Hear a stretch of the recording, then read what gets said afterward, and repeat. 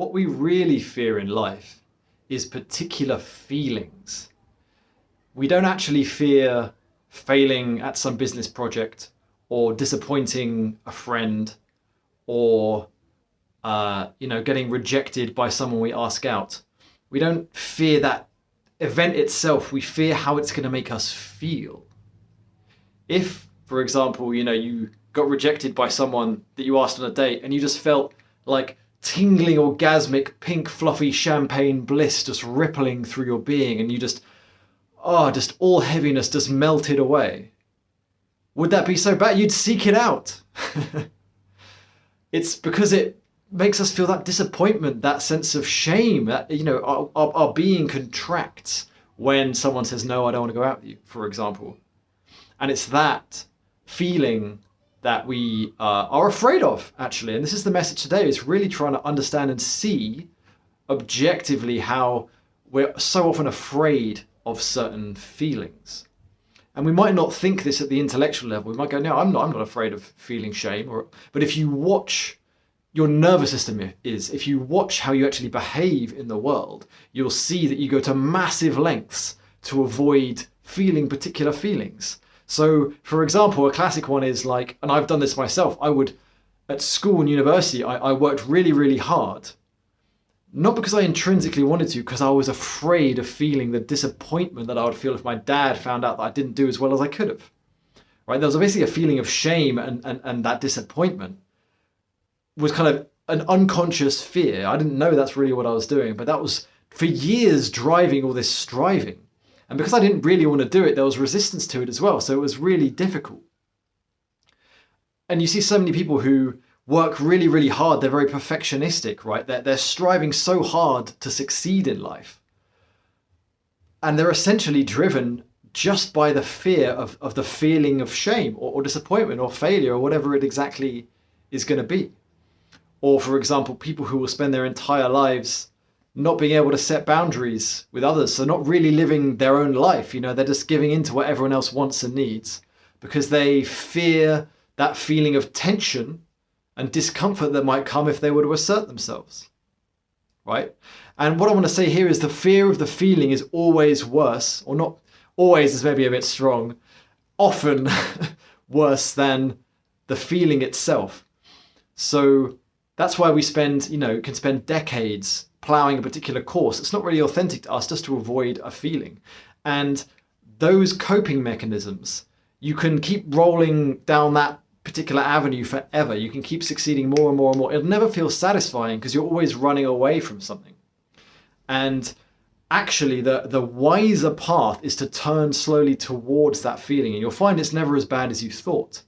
And so eventually I started doing my own somatic work, emotional work, and I would turn towards that feeling of disappointing my dad. I would imagine him in my head being disappointed with me because I hadn't done well enough, and this shame would come up, and I would let it kind of wash through me. And it was painful, it was unpleasant, but it only lasted a few minutes each time. And there were different layers to it, but I would do it again and again. And these different waves of shame would come through. And eventually I felt much freer of it. So I could, not strive. I didn't really read that many books for a few years because I've been reading so many books to try and be intelligent to not disappoint him. And that just kind of relaxed.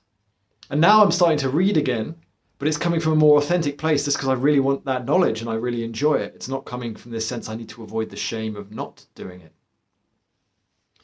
So I want to encourage you to look at those areas in your life where there's actually, you're plowing some particular path. You're simply avoiding some feeling, and it's a lot of effort, a lot of investment is going into avoiding that feeling. And seeing, well, maybe actually if I turn towards it, would it be so bad? In many cases, you'll find that although it's difficult and it's painful, if you have the right support, if you're well resourced, it's over quicker than you'd think. The feeling isn't as bad as your nervous system is making it out to be. Your nervous system feels like it's life or death, right? It's like if I disappoint my dad, I can't fail. I cannot fail. And what the subtext of that is, if I feel this feeling, I will die. That's kind of the message your nervous system is telling you, if not consciously, then unconsciously. And I would like to suggest that if you feel the feeling, you might not die.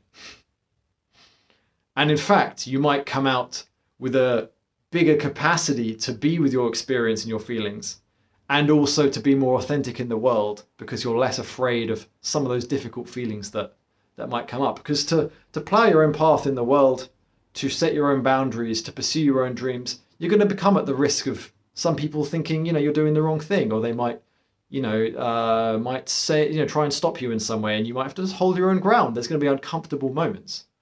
And if we're afraid of those feelings, we're going to spend our entire lives just being small and acting small. And that's fine. There's nothing wrong with that. It just feels a bit icky. It's a bit claustrophobic, a little bit cloying, Let me just see if there's anything else that I wanted to say. It's worth noting also that the reason this happens is because a lot of the fear of feelings we accumulate is from a time in our life, from our childhood essentially, when we had a much smaller capacity to be with our experience. So we learned that, okay, that feeling of shame is way too much. I can't handle that. So it kind of gets labeled, do not enter on that feeling of shame by the nervous system. And 20, 30 years later, you have a greater capacity. You have a capacity to feel it. But your nervous system that part of you is still kind of trapped in that time when you were 5 years old, say.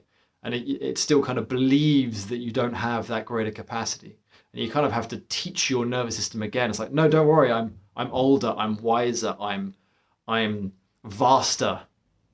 And I'm capable of feeling these feelings. So to summarize, rather than spending decades looping in some coping mechanism to avoid a feeling, investigate whether or not it's actually a little easier from the bigger perspective to turn towards that feeling and process it through. And I have resources down below that can help you to do that. I have my nervous system regulation toolkit. That's a free toolkit of all kinds of different techniques where you can ask me questions by email or work with me one-on-one. Peace.